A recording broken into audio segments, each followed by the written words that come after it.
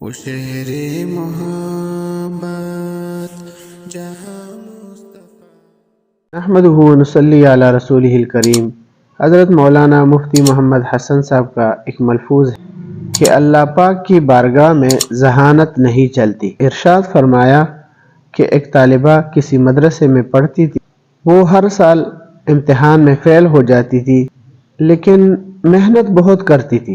جب دور حدیث پڑھ کر فارغ ہوئی تو اللہ پاک نے ایسا قبول کیا کہ اب وہ بخاری شریف تک کتابیں پڑھاتی ہیں۔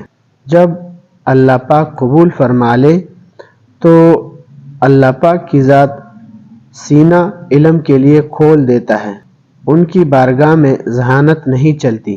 بعض دفعہ آدمی ذہانت کی وجہ سے بے ادبی میں چلا جاتا ہے، لہٰذا خود کو اللہ سے قبول کروا لے۔